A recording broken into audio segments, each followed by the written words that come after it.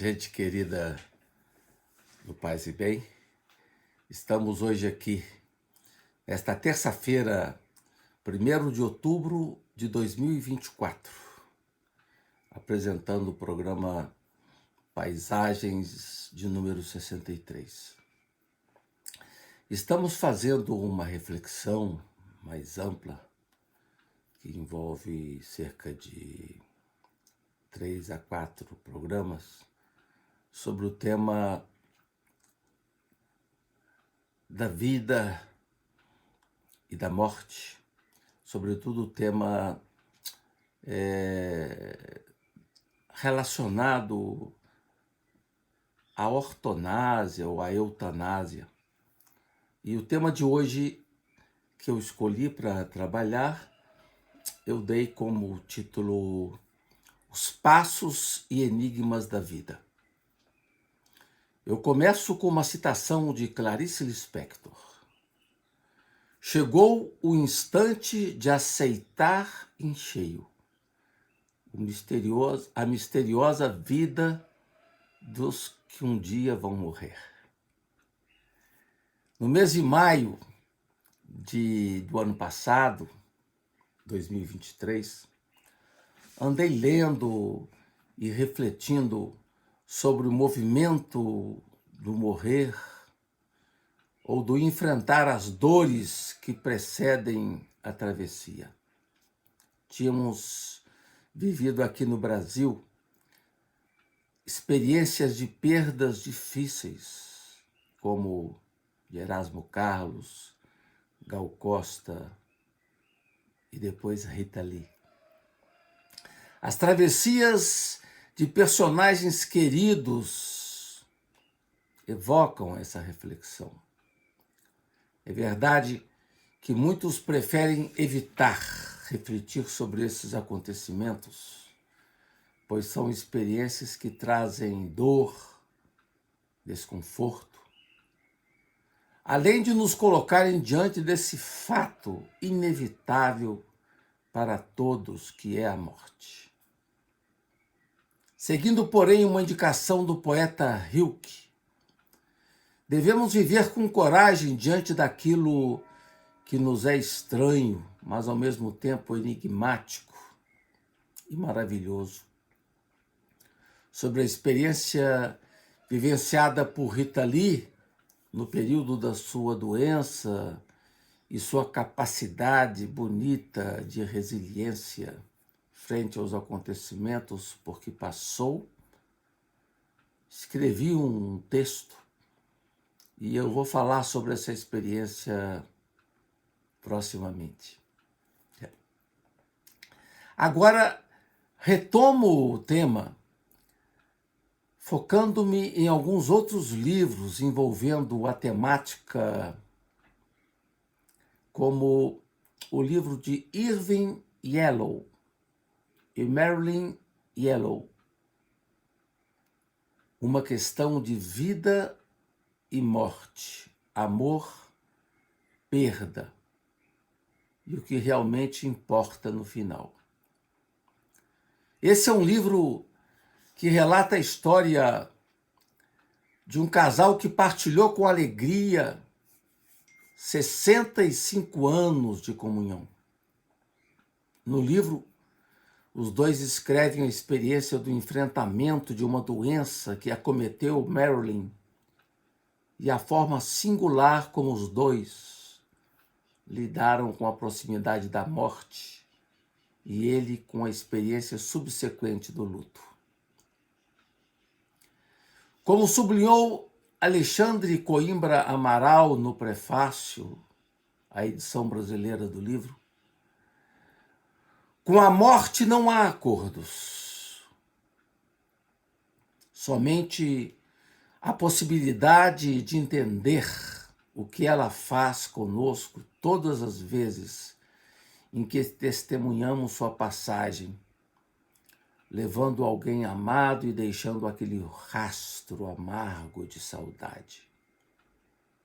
Nesse caso particular, assim como a doença ganhou um grau de irreversibilidade, Os dois optaram pela morte assistida, que é uma prerrogativa aceita na Califórnia, nos Estados Unidos, desde que esteja ocorrendo muito sofrimento numa doença fatal intratável.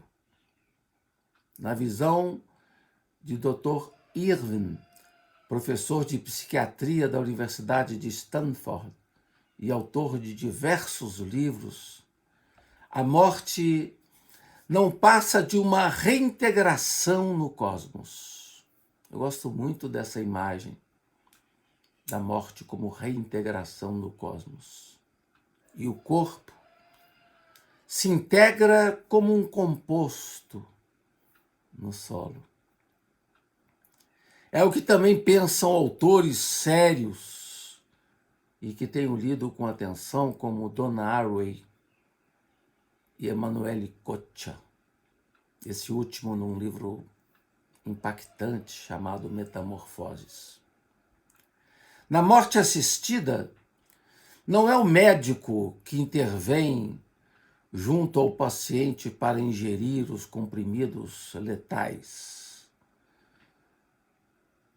mas é o próprio paciente que, acompanhado, procede à decisão responsável.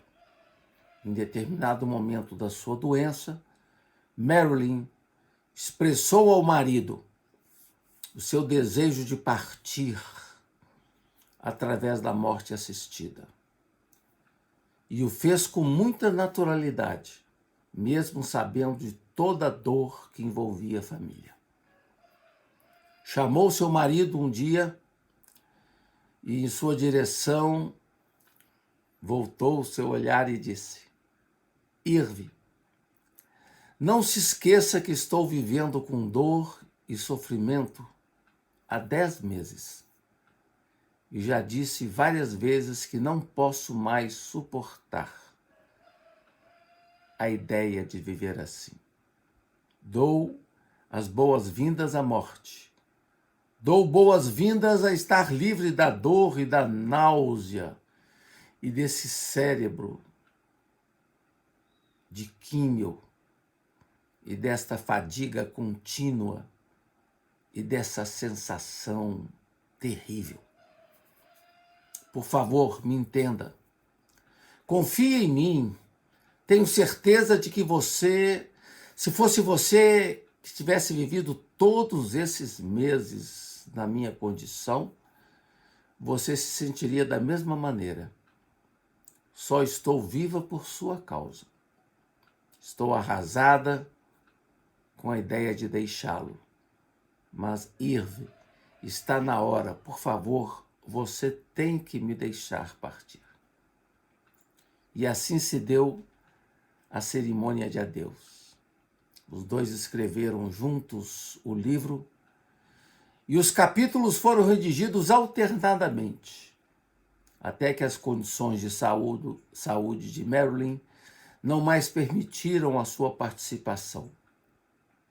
O último capítulo foi escrito por Irving e dedicado à sua esposa. Não foi fácil para ele concluir o livro. Foram 4 meses envolvidos na redação e corroídos pela memória dolorosa da companheira de décadas. Ele relata que os últimos 4 meses sem sua esposa foram os mais difíceis da sua vida. Apesar de todo o apoio recebido pelos 2 filhos e amigos, reconhece que ainda estava entorpecido e deprimido com a falta de uma presença física de seus queridos, sentindo-se muito sozinho. A dor ainda era maior em razão de seu ceticismo, não tendo nenhum dossel religioso para o consolar. Apesar disso, reconhece a presença da esperança em poder um dia se juntar à companheira querida nas veredas do cosmos. Conclui o livro com uma passagem clássica do livro do romancista russo Nabokov, chamado Fala, Memória. E aqui eu cito essa passagem, aspas. O berço que balança acima de um abismo, e o bom senso nos diz que nossa existência é apenas uma breve fenda de luz entre duas eternidades de escuridão. Um outro livro de leitura emocionante que fiz nesse período foi de parceria de Gilberto Dimenstein e Ana Penido. O livro se chama A Morte é um Dia que Vale a Pena Viver. Rio de Janeiro, Sextante, 2019. Na trajetória que envolveu a passagem de Gilberto Dimenstein, a decisão foi um pouco diferente. Na etapa final de sua vida, Gilberto e sua esposa optaram pelos cuidados paliativos, sob a supervisão de uma competente doutora especialista nessa área, Ana Cláudia Quintana Arantes, autora do clássico livro A Morte é um Dia que Vale a Pena Viver. Ela diz em certo momento de seu livro que todos nós vamos morrer um dia, mas durante a nossa existência nos preparamos para as possibilidades que a vida pode proporcionar. Sonhamos com o nosso futuro e vamos à luta.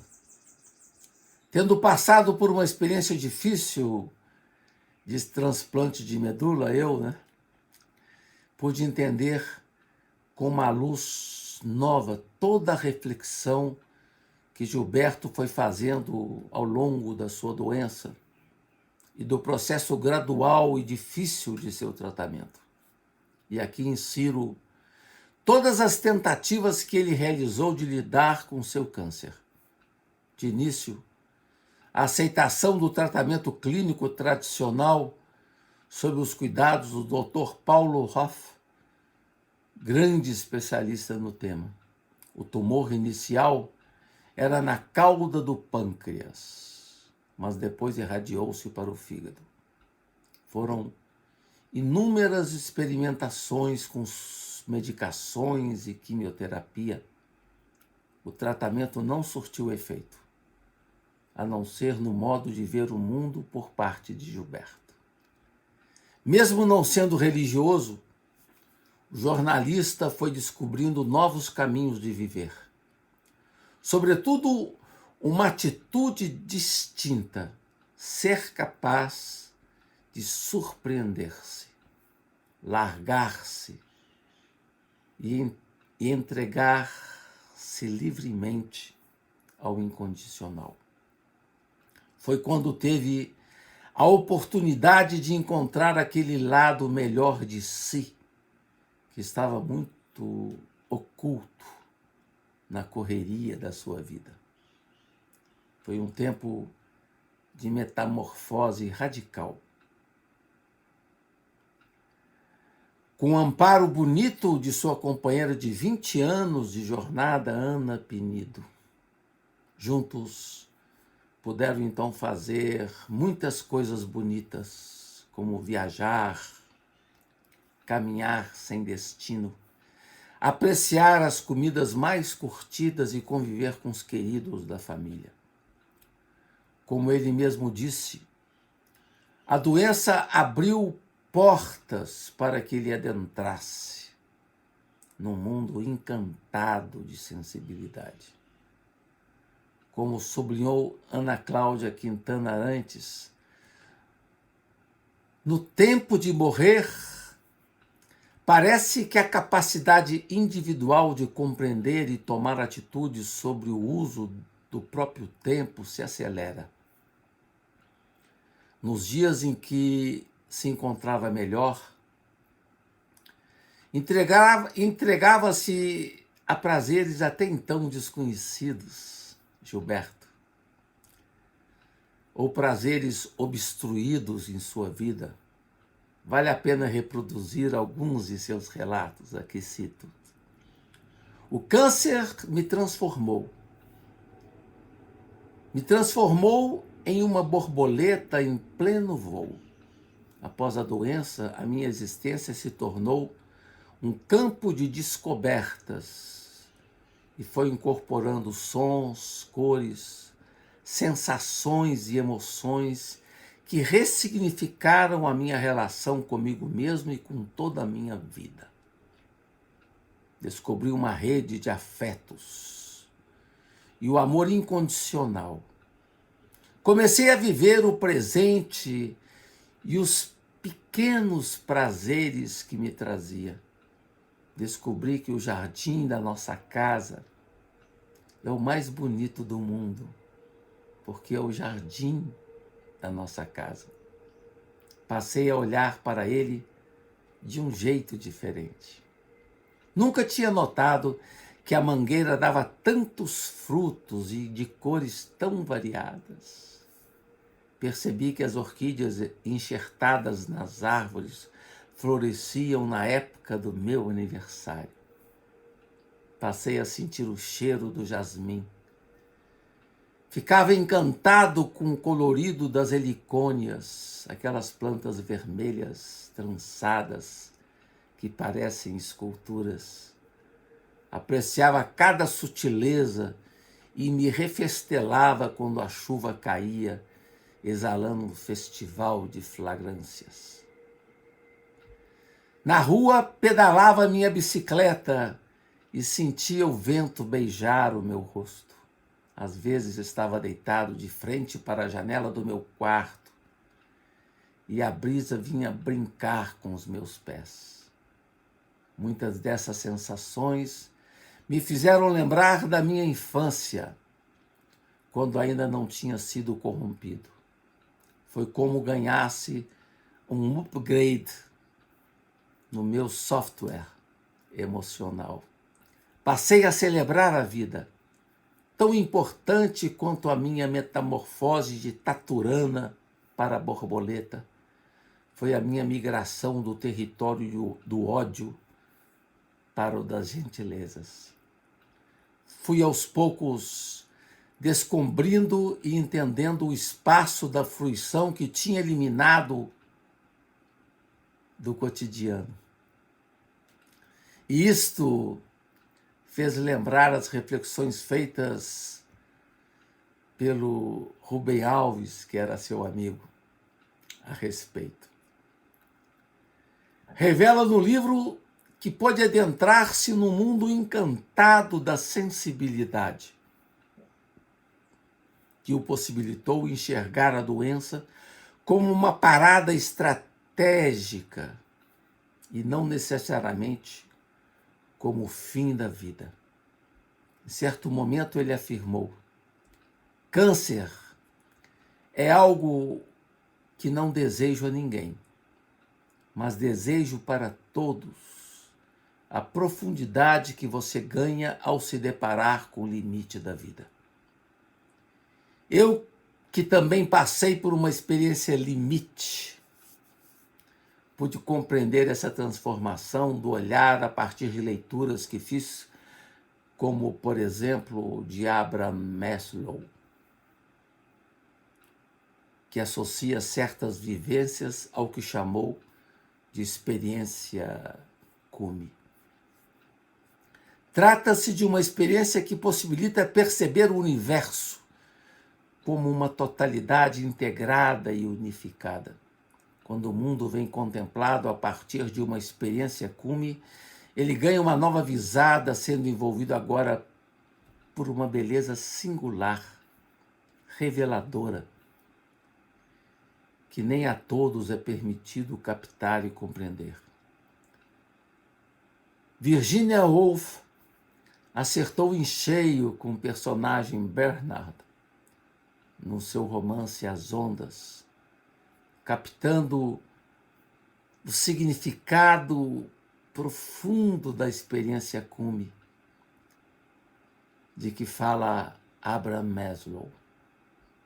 E aqui eu cito uma passagem do livro de Virginia.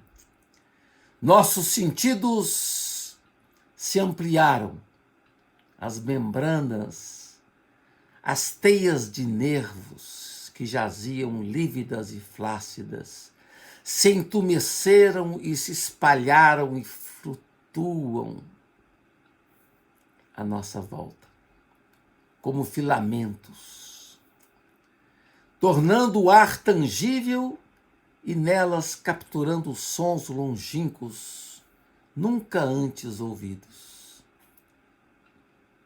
Assim também, Riobaldo Tatarana, no Grande Sertão Veredas, em certo momento do livro, ele reflete e diz: a gente necessita de aumentar a cabeça para o total, todos os sucedidos acontecendo, o sentir forte da gente. Isso que aconteceu com Gilberto de Menstein. No próximo encontro eu continuo essa história bonita do Gilberto, retomando esse tema tão delicado, complexo, mas tão fundamental para nós, que precisamos lidar com essa questão de forma serena e também esperançosa. Agradeço a todas e todos que estão me ouvindo ou que vão me ouvir, de forma muito especial ao Felipe Albani, que cuida da parte técnica. Assim, me despeço de toda a comunidade com muita alegria, com muita esperança. Até a próxima semana. Paz e bem.